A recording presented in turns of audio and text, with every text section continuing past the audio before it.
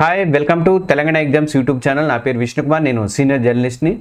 ఇవాళ మనం ఈ వీడియోలో ప్రతి టెక్నికల్ స్టూడెంట్ అంటే బీటెక్ చదువుతున్నటువంటి ఫస్ట్ ఇయర్ నుంచి ఫైనల్ ఇయర్ వరకు కూడా ఆల్రెడీ నిరుద్యోగులు ఉన్నవాళ్ళు కానీ ప్రతి ఒక్కరు తెలుసుకోవాల్సినటువంటి వీడియో ఇది. ఎందుకంటే ఇంటర్వ్యూలు ఎలా ఫేస్ చేయాలి, రేపు పొద్దున జాబ్స్ వస్తాయి అన్నది మీకు దానికోసం తయారు చేసిన ఒక 5 ప్రశ్నలు ఉన్నాయి.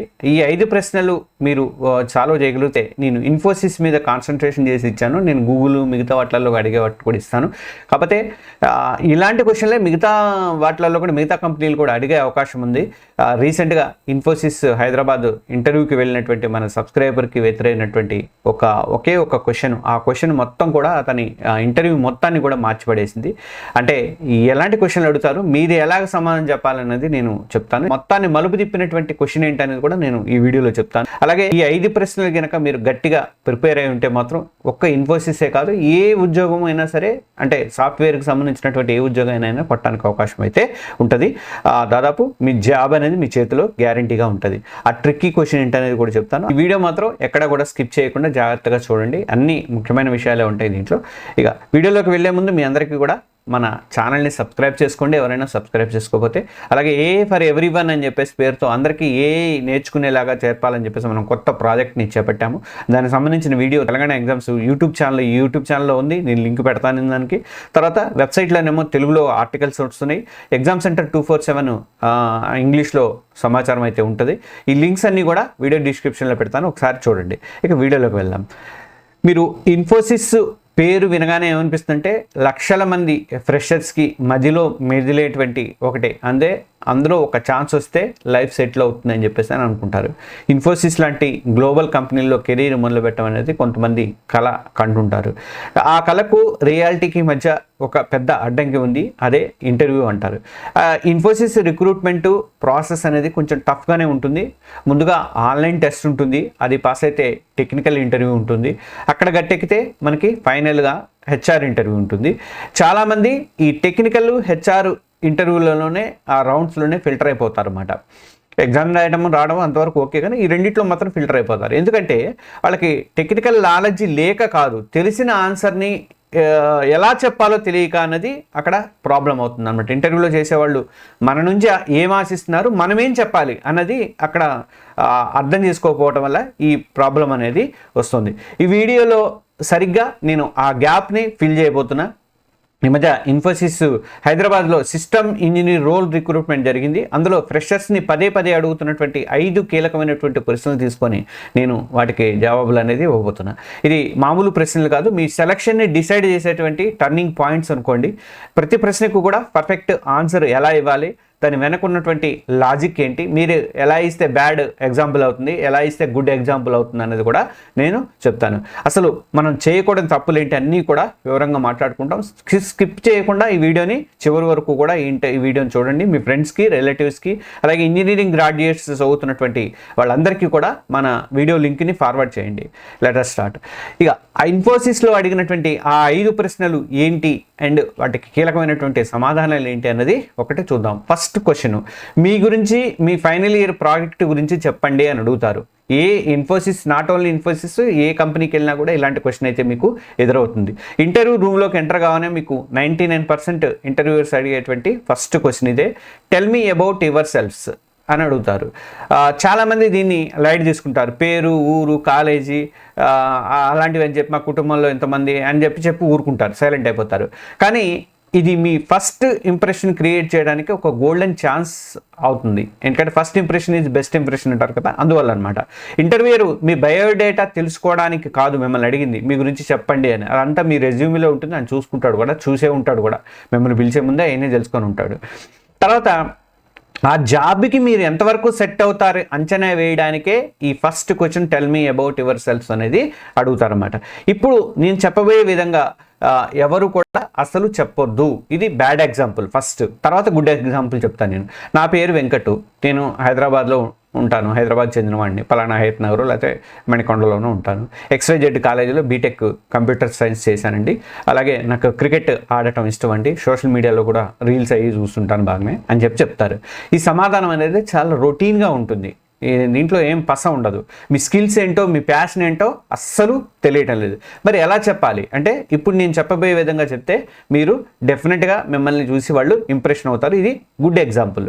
నమస్కారం సార్, లేదా నమస్కారం మేడం, నా పేరు వెంకట్, నేను హైదరాబాద్లోని XYZ కాలేజ్ నుంచి కంప్యూటర్ సైన్స్ ఇంజనీరింగ్లో 8.5 CGPAతో గ్రాడ్యుయేట్ పూర్తి చేశాను. నా అకాడమిక్స్లో జావా, పైథాన్ లాంటి లాంగ్వేజ్ మీద మంచి గ్రిప్ సంపాదించాం. ముఖ్యంగా నా ఫైనల్ ఇయర్ ప్రాజెక్ట్లో భాగంగానే మేము AI based students performance prediction సిస్టమ్ని డెవలప్ చేశాము. నా ప్రాజెక్ట్లో నా మెయిన్ రోలు నాదే. డేటా అనలైజ్ చేయడానికి పైథాన్ స్క్రిప్ట్ రాయడం అనేది నేను చేశాను. అలాగే ప్రిడిక్టివ్ మోడల్స్ కోసం అని చెప్పేసి మెషిన్ లెర్నింగ్ ఆల్గారిథమ్స్ కానీ ఇంప్లిమెంట్ చేయడము.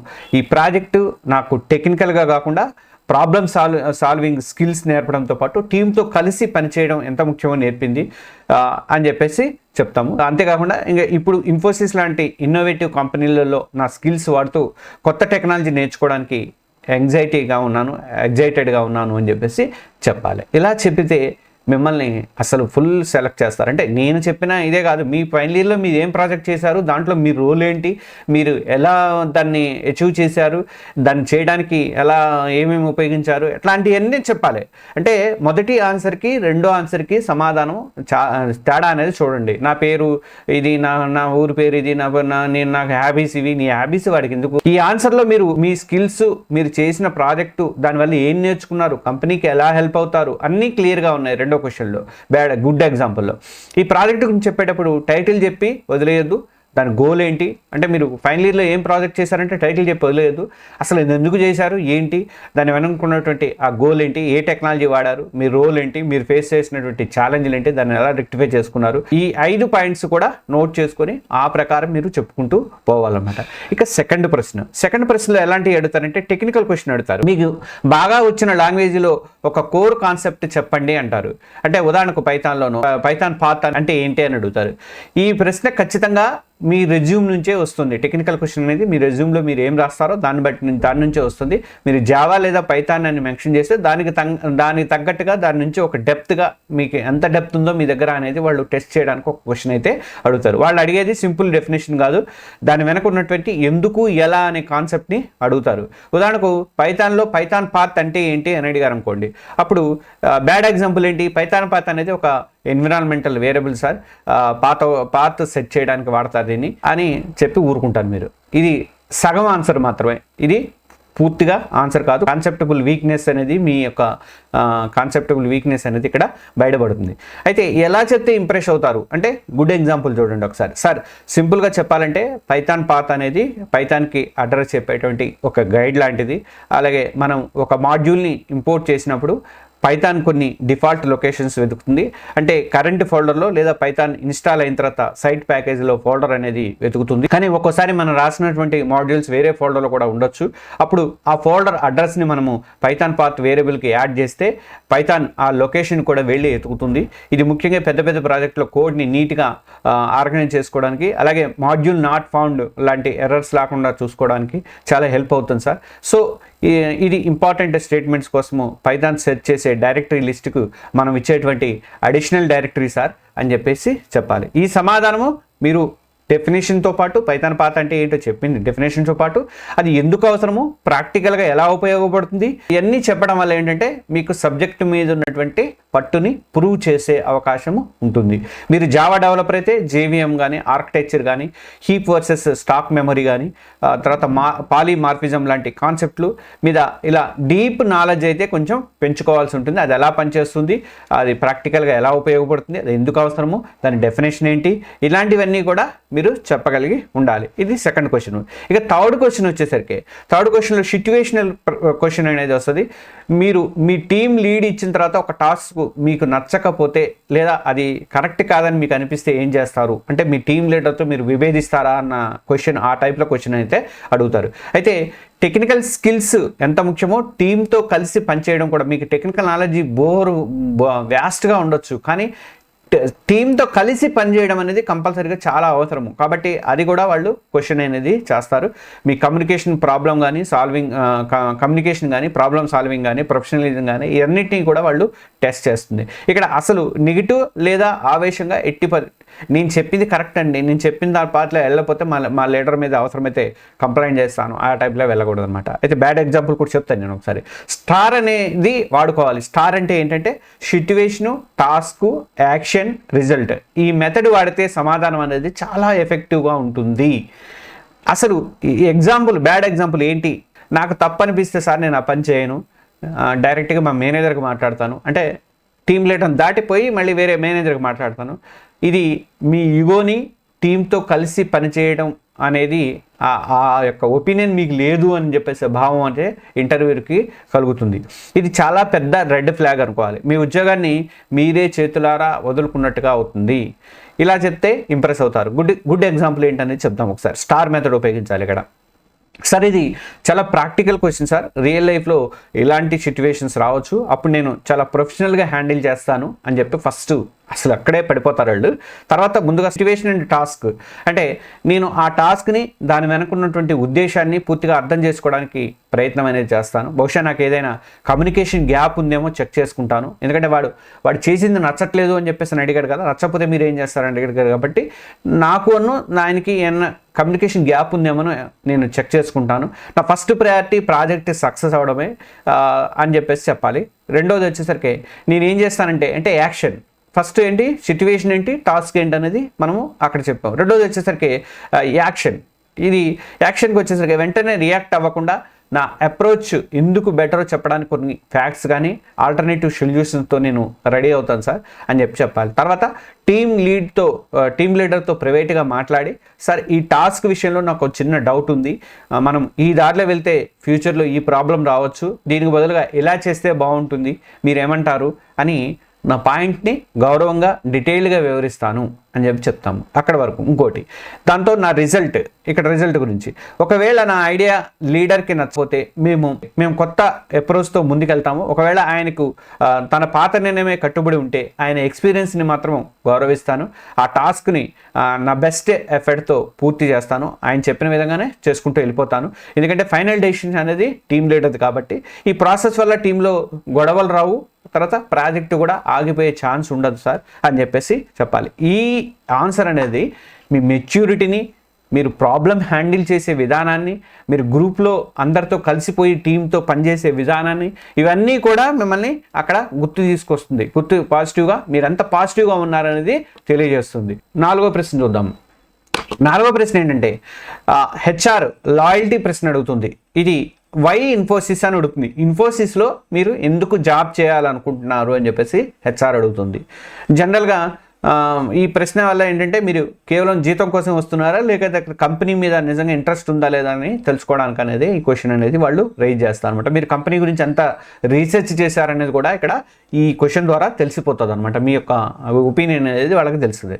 బ్యాడ్ ఎగ్జాంపుల్ ఏంటి, ఇలా అస్సలు చెప్పొద్దు. ఆ బ్యాడ్ ఎగ్జాంపుల్ ఏంటి చెప్తా. ఇన్ఫోసిస్ అనేది పెద్ద కంపెనీ సార్, ఇక్కడ జాబ్ చేస్తే బ్రాండ్ వాల్యూ బాగుంటుంది, శాలరీ కూడా బాగుంటుంది అని అంటారు. అంటే ఇది చాలా జనరిక్ ఆన్సర్. ఇది ఇలా వాళ్ళ ఇంటర్వ్యూలలో లక్షల మందిని చూసుంటారు ఇలాంటి మాటలు మాట్లాడే వాళ్ళని. అంటే దాంట్లో మీ ప్రత్యేకత ఏంటి అనేది మాత్రం అస్సలు బయటపడదు అనమాట. ఇలా చెప్తే ఇంప్రెస్ అవుతారు. గుడ్ ఎగ్జాంపుల్ ఏంటంటే సార్ ఎన్ఫోసిస్లో చేరడానికి నాకు 3 బలమైనటువంటి కారణాలు ఉన్నాయి. మొదటిది లెర్నింగ్ అండ్ గ్రోత్. ఇక ఇన్ఫోసిస్ అనేది లైఫ్ లాంగ్ లెర్నింగ్ అనే కల్చర్ని ఫాలో అవుతుందని చెప్పేసి నేను తెలుసుకున్నాను సార్. ముఖ్యంగా ఫ్రెషర్స్కి మైసూర్లో ఇచ్చేటువంటి వరల్డ్ క్లాస్ ట్రైనింగ్ గురించి చాలా విన్నాను. నా కెరీర్కి ఇది ప్లస్ పాయింట్ అవుతుంది, బలమైన పునాది అవుతుందని చెప్పేసి, పునాది వేసుకోవడానికి కూడా ఇది మంచి ప్లాట్ఫామ్గా ఉంటుందని చెప్పేసి నేను కూడా నమ్ముతున్నాను అని చెప్పేసి ఫస్ట్ చెప్పాలి. అక్కడికి పడిపోతారు. ఇక రెండవది ఇన్నోవేషన్. ఇన్ఫోసిస్ ఎప్పుడు కూడా ఆర్టిఫిషియల్ ఇంటెలిజెన్స్, తర్వాత క్లౌడ్, ఆటోమేషన్ లాంటి కొత్త టెక్నాలజీ మీద ఫోకస్ చేస్తుంది. నాకు కూడా ఈ ఫీల్డ్లో పనిచేయాలని చెప్పి చాలా ఇంట్రెస్ట్ ఎప్పటి నుంచో. ఇక్కడ పనిచేస్తూ నేను ఇండస్ట్రీకి తగ్గట్టుగా నన్ను నేను అప్డేట్ చేసుకునే ప్రయత్నం అనేది చేస్తాను సార్ అని చెప్పి చెప్పొచ్చు. ఇంకా మూడో దాంట్లోనే కంపెనీ కల్చర్ గురించి మాట్లాడవచ్చు. ఇక్కడ ఇన్ఫోసిస్లో ఎథిక్స్ కానీ వాల్యూస్ కానీ అలాగే ఎంప్లాయీస్కి ఇచ్చేటువంటి ప్రాధాన్యత కానీ నన్ను ఆకట్టుకుంది సార్. నా సీనియర్స్ని అడిగి నేను తెలుసుకున్నాను. అలాగే గ్రేట్ ప్లేస్ టు వర్క్గా గుర్తింపు పొందడం అనేది మీ ఎంప్లాయీ ఫ్రెండ్ కల్చర్కి నిదర్శనం. ఇలాంటి పాజిటివ్ ఎన్విరాన్మెంట్లో నా కెరీర్ స్టార్ట్ చేయాలని చెప్పేసి నేను బలంగా కోరుకుంటున్నాను అని చెప్పేసి చెప్పాలి. ఈ సమాధానం వింటే మీరు కంపెనీ గురించి బాగా రీసెర్చ్ చేశారా బాబు, ఈ కెరీర్లో గోల్స్, మీ కెరీర్లో గోల్స్ కంపెనీ గోల్స్తో మ్యాచ్ అవుతున్నాయి అని చెప్పేసి వాళ్ళు అనుకుంటారు, వాళ్ళు భావిస్తారు అన్నమాట. ఇది 4th క్వశ్చన్. ఇక 5th క్వశ్చన్ వచ్చేసరికి ట్రిక్కీ క్వశ్చన్ చెప్తాను చెప్పాను సార్, లాస్ట్లో చెప్తున్నాను. ఇది ఇంకా మీ ఏమైనా కంపెనీలకి మీరు ట్రై చేస్తున్నారా అని అడుగుతారు. మనం ట్రై చేయకుండా ఉంటామండి, ఇది ఒక్కటే నమ్ముకొని ఉండలేం కదా, వేరే జాబులు కూడా ట్రై చేస్తాం కదా. అయితే ఒకవేళ మీకు ఇన్ఫోసిస్తో పాటు మరో పెద్ద కంపెనీలో ఆఫర్ వస్తే దేన్ని తీసుకుంటారు, ఎందుకు తీసుకుంటారు అని చెప్పేసి వాళ్ళు క్వశ్చన్ చేస్తారు. ఇప్పుడు నేను వీడియో స్టార్టింగ్లో చెప్పా కదా, ఆ ట్రిక్కీ క్వశ్చన్ ఏంటనేది, ఆ ట్రిక్కీ క్వశ్చనే ఇది. మీ నిజాయితీని, మీ డెసిషన్ మేకింగ్ని, మీ కమిట్మెంట్ని ఇది టెస్ట్ చేసేటువంటి క్వశ్చన్. ఈ క్వశ్చన్తో మీరు డెఫినెట్గా ఉద్యోగం పొందడానికి అవకాశం అనేది ఉంటుంది. బ్యాడ్ ఎగ్జాంపుల్ చెప్పుకున్న తర్వాత గుడ్ ఎగ్జాంపుల్ చెప్దాం. బ్యాడ్ ఎగ్జాంపుల్ ఏంటంటే, లేదు సార్ నేను ఓన్లీ ఇన్ఫోసిస్ కోసమే ట్రై చేస్తున్నాను, మనకు తెలుసు ఇది 100% అబద్ధం అని తెలుసు, వాళ్ళకి తెలుసు, మనకేం కాదు వాళ్ళకి తెలుసు. లేదా ఏ కంపెనీ ఎక్కువ జీతం ఇస్తే అందులో చేరతాను, ఇది కూడా తప్పే, వాళ్ళకి కూడా తెలుసు. మీరు డబ్బులకు మాత్రం విలువ ఇస్తారని చెప్తుంది అనమాట. అంటే నేను ఏ కంపెనీ ఎక్కువ జీతం ఇస్తే అక్కడికి పోతా అంటే రేపొద్దున ఇంకోటి ఇస్తే ఇంకోటి దగ్గరికి వెళ్తావా అని చెప్పేసి భావం వస్తుంది. ఇది అస్సలు చెప్పొద్దు. ఇట్లా మీరు ఎలా చెప్పాలి అంటే, గుడ్ ఎగ్జాంపుల్ ఎట్లా అంటే, ఇలా చెప్తే ఇంప్రెస్ అవుతారు. అవును సార్, నిజాయితీగా చెప్పాలంటే నా కెరీర్ స్టార్ట్ చేయడానికి కొన్ని ఇతర మంచి కంపెనీలు కూడా నేను అప్లై చేశాను, ఇతర కంపెనీలు కూడా అప్లై చేశాను, కొన్నింటి నుంచి ఇంటర్వ్యూ కాల్స్ కూడా ఎక్స్పెక్ట్ చేస్తున్నాను, ఇంకేం రాలేదు. ఒకవేళ నాకు ఇన్ఫోసిస్తో పాటు మరో కంపెనీ నుంచి ఆఫర్ వస్తే నా ఫస్ట్ ప్రయారిటీ మాత్రము ఇన్ఫోసిస్కే ఉంటుంది సార్ అని చెప్పాలి. ఎందుకంటే నేను కేవలం ఒక జాబ్ కోసం వెతకడం లేదు, నా కెరీర్ని డెవలప్ చేసుకోవాలని చెప్పేసి అనుకుంటున్నాను. నేను ముందే చెప్పినట్లుగా ఇన్ఫోసిస్ అనేది ఇచ్చే ట్రైనింగ్ కానీ, గ్లోబల్ ఎక్స్పోజర్ కానీ, లెర్నింగ్ కల్చర్ కానీ నాలాంటి ఫ్రెషర్స్కి ఎదుగుదలకి చాలా అవసరం అవుతుంది సార్ అని చెప్పాలి. అలాగే డబ్బు, ఇతర బెనిఫిట్స్ ముఖ్యమే నాకు, అయినప్పటికీ కూడా నా ఫస్ట్ ప్రయారిటీ మాత్రం బలమైనటువంటి కెరీర్ ఫౌండేషన్ వేసుకోవడం అని చెప్పేసి నేను అనుకుంటున్నాను. ఆ ఫౌండేషన్ ఇన్ఫోసిస్ మాత్రమే బెస్ట్గా ఇస్తుందని చెప్పేసి, బెస్ట్గా అందిస్తుందని చెప్పేసి కూడా నేను గట్టిగా నమ్ముతున్నాను సార్. కాబట్టి నా ఛాయిస్ అనేది ఖచ్చితంగా ఇన్ఫోసిసే అని చెప్పాలి. అంటే ఇది నాట్ ఓన్లీ ఇన్ఫోసిస్, ఎక్కడ పోయినా సరే ఇట్లాంటి సమాధానమే చెప్పాలి. ఆ ఇన్ఫోసిస్ గురించి కానీ, లేకపోతే ఆ కంపెనీ గురించి కానీ, ఇంకో కంపెనీ గురించి కానీ మీరు స్టడీ చేయాలి కంపల్సరీగా. ఈ సమాధానం మీరు చెప్పిన తర్వాత మీరు నిజాయితీగా ఉంటూనే ఇన్ఫోసిస్ పట్ల మీకున్నటువంటి కమిట్మెంట్ని కానీ చాలా తెలివిగా చూపించినట్లు అవుతుంది. మీరు లాంగ్ టర్మ్ విజన్ ఉన్న క్యాండిడేట్ అని చెప్పేసి వాళ్ళకి అర్థమవుతుందన్నమాట. ఇక వీడియో ఎండింగ్లో నేను కొన్ని బోనస్ చిట్కాలు చెప్తాను. ఒకసారి చివరిదాకా ఇప్పటిదాకా చూశారు, చాలా లేట్ అయి ఉంటుంది, అయినప్పటికీ కూడా మీరు చివరిదాకా ఈ వీడియోని చూడండి. ఈ బోనస్ టిప్స్ కనుక మీరు ఫాలో అయితే మాత్రం ఖచ్చితంగా మీ సెలక్షన్ ఛాన్సెస్ అనేది ఇంప్రూవ్ అవుతాయి. ఒకటి, ఫస్ట్ బాడీ లాంగ్వేజ్. మీ ఆన్సర్స్ కన్నా ముందే మీ బాడీ లాంగ్వేజ్ అనేది వాళ్ళతో మాట్లాడుతుంది. కాన్ఫిడెంట్గా కూర్చోండి, ఇంటర్వ్యూ చేసే వాళ్ళ కళ్ళల్లోకి చూసి నెమ్మదిగా స్పష్టంగా మాట్లాడండి. ఏదో గుణుక్కుంటున్నట్టుగా మీరు గుణుక్కుంటున్నట్టుగా మాట్లాడద్దు, వాళ్ళకి స్పష్టంగా వినిపించేటట్టుగా మాట్లాడండి. ఇక రెండోది, ప్రశ్నలు అడగండి అంటారు. అంటే చివరిలో do you have any questions అని అడిగినప్పుడు లేదు సార్ అని చెప్పకుండా అసలు ఆ మాట అనొద్దు, లేదు సార్ అనొద్దు. ఈ రోల్లో నా నుంచి మొదటి 6 నెలల్లో మీరు ఏమి ఎక్స్పెక్ట్ చేస్తారు సార్ అని అనుకోవాలి అని అడగాలి. అలాగే టీంలో ప్రస్తుతం వాడుతున్నటువంటి టెక్నాలజీ స్టాక్ ఏంటి సార్ అనాలి. ఇలాంటి 1-2 స్మార్ట్ క్వశ్చన్స్ అడగండి. స్మార్ట్ క్వశ్చన్స్ అడిగితే ఇది మీకు ఇంట్రెస్ట్ మీకు బాగా ఉందిరా నాయన అని చెప్పేసి వాళ్ళు అనుకుంటారు. ఇది రెండోది, ఇది బోనస్ పాయింట్లు. మూడో బోనస్ పాయింట్ ఏంటంటే డ్రెస్ కోడ్ మస్ట్గా ఫార్మల్గా ఉండాలి, నీట్గా డ్రెస్ చేసుకోవాలి. మీరు కొంచెం కటింగ్ చేయించుకోనో లేకపోతే కొంచెం దువ్వుకొనో పోవాలి. ఇదంతా కూడా మీరు సీరియస్నెస్ని తెలియజేయడానికి అవకాశం అనేది ఉంటుంది. గుర్తుంచుకోండి, ఇంటర్వ్యూ అనేది మీ నాలెడ్జ్కి టెస్ట్ మాత్రమే కాదు, అది మీ పర్సనాలిటీ, మీ యాటిట్యూడు, ఆ కంపెనీ కల్చర్కి మీరు ఎంతవరకు సూట్ అవుతారు అని తెలుసుకోవడానికి ఒక మీటింగ్ అనేది భావించండి. ఇక ఈ వీడియో క్లోజ్ చేసే ముందు కొన్ని విషయాలు చెప్తాను. ఈ 5 ప్రశ్నలు నేను ఇచ్చినటువంటి ఈ 5 ప్రశ్నలు వాటికి సమాధానాలు మీకు ఇన్ఫోసిస్ ఇంటర్వ్యూని క్రాక్ చేయడానికి ఒక క్లియర్ రోడ్ మ్యాప్ ఇచ్చాయని చెప్పేసి నేనైతే అనుకుంటున్నాను. ఇన్ఫోసిస్ నాట్ ఓన్లీ ఇన్ఫోసిస్ చెప్తూనే ఉన్నాక మొదటి నుంచి వేరే కంపెనీ గురించి అయినా సరే ఇలాంటి పాత్రలోనే మీరు వెళ్ళాల్సిన అవసరం ఉంటుంది. దాదాపు మిగతా కంపెనీలన్నీ కూడా ఇంటర్వ్యూలను ఇలాగే ఫేస్ చేయండి. ఈ టిప్స్ మీకు హెల్ప్ అవుతాయని అనిపిస్తే తప్పకుండా ఈ వీడియోని కంపల్సరీగా లైక్ చేయండి. అలాగే మీలాగే ఇంటర్వ్యూకు ప్రిపేర్ అవుతున్న, అలాగే ఫస్ట్ ఇయర్ నుంచి ఫైనల్ ఇయర్ వరకు డిగ్రీ బీటెక్ స్టూడెంట్స్ ఎవరైనా ఉంటే వాళ్ళందరికీ కూడా మీ గ్రూపులలో స్టూడెంట్స్ గ్రూపులు ఉంటాయి కదా, కాలేజీ గ్రూపులు ఉంటాయి కదా, వాటిల్లో షేర్ చేయండి. నాలెడ్జ్ని పంచుకుంటే మీకు కూడా పెరుగుతుంది కదా. అందుకనే కొంచెం నాకు ఈ హెల్ప్ అయితే చేయండి. ఈ 5 ప్రశ్నలో మీకు అత్యంత కష్టంగా అనిపించింది ఏంటి, లేదా మీరు ఫేస్ చేసినటువంటి ఏదైనా ట్రిక్కీ ప్రశ్న, మీరు ఇంటర్వ్యూ ఆల్రెడీ వెళ్ళుంటే మీరు ఫేస్ చేసినటువంటి క్వశ్చన్ దానికి చెప్పినటువంటి ఆన్సర్ లాంటిది ఏమైనా ఇస్తే మిగతా వాళ్ళకి ఉపయోగపడుతుంది కదండి. మీరు కూడా హెల్ప్ చేసిన వాళ్ళు అవుతారు కదా మిగతా వాళ్ళకి. ఇలా కింద కామెంట్లో మాతో షేర్ చేసుకోండి మీ ఒపీనియన్స్ అన్నీ కూడా. ఇలాంటి కెరీర్ గైడెన్స్ వీడియోలు అటు TSPSC, UPPSC, central government, state government, ఇలాంటి టెక్నికల్, తర్వాత మీరు సెల్ఫ్ ఎంప్లాయ్మెంట్కి సంబంధించినవి ఇలాంటివన్నీ కూడా మన ఛానల్లో ఇస్తాను. మన ఛానల్ మాత్రం సబ్స్క్రైబ్ చేసుకోవటం మర్చిపోవద్దు. ఈ వీడియోకి సంబంధించి కామెంట్ అనేది చేయండి. All the best. మీరు ఖచ్చితంగా సక్సెస్ అవుతారని చెప్పేసి నేను అయితే అనుకుంటున్నా.